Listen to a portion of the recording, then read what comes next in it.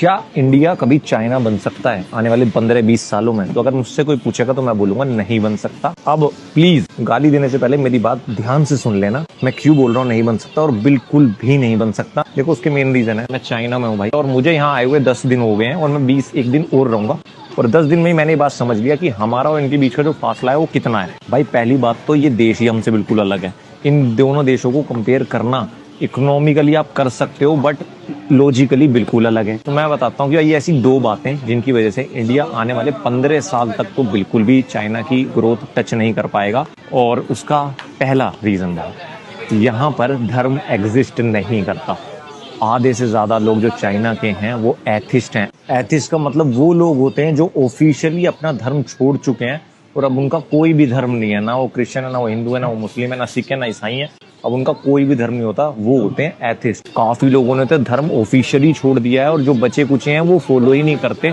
तो इसलिए जो लोगों के बीच जो लड़ने का जो मुद्दा है वो ही खत्म हो चुका, लोगों को बांटने का जो मुद्दा है वो ही खत्म हो चुका। तो धर्म यहाँ एग्जिस्ट ही नहीं करता। आप शहर घूमोगे आपको मंदिर मस्जिद वगैरह बिल्कुल ना के बराबर।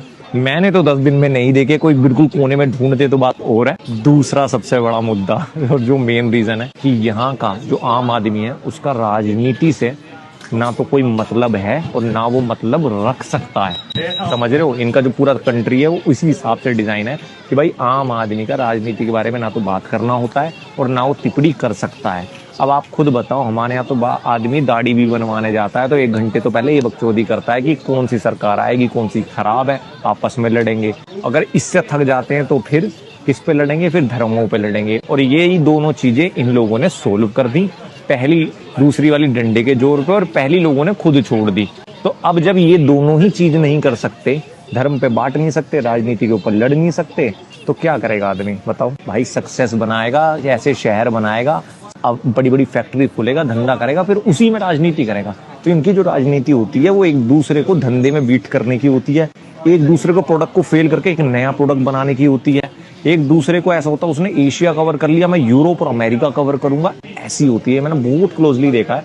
बट हाँ, जो एक सॉफ्टनेस है, जो एक प्यार मोहब्बत है, वो यहाँ से थोड़ी सी मुझे नजारा दिखती है जो हमारे इंडिया में दिखती है ना यार, दोस्ती यारी प्यार मोहब्बत। थोड़े से लोग यहाँ पर चिड़चिड़े हैं, या तो धंधे की वजह से क्या है, बट ये मुझे ऐसा लगता है क्योंकि, और मैंने 15 साल की बोला, शायद 10-15 साल बाद हमारे अंदर ये मैच्योरिटी आ जाए कि भाई ये जो हमें धर्मों के पीछे लड़ा रहे हैं इसमें कुछ नहीं रखा, अपना ही नुकसान है।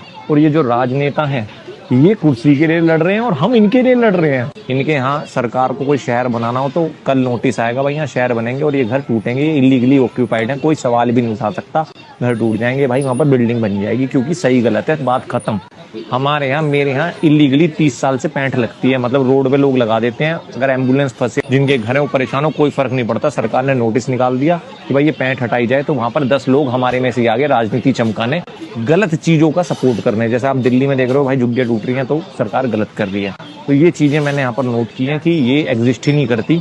आदमी का काम ही नहीं है राजनीति करना, वो अपना धंधा करे और सही गलत का फैसला सरकार करती है। हमारे यहाँ लोकतंत्र है, तो भाई जब 10 लोगों की सुनी जाएगी तो ग्रोथ स्लो ही होगी, और जहाँ एक की सुनी जाएगी तो वहाँ ग्रोथ फास्ट ही होगी।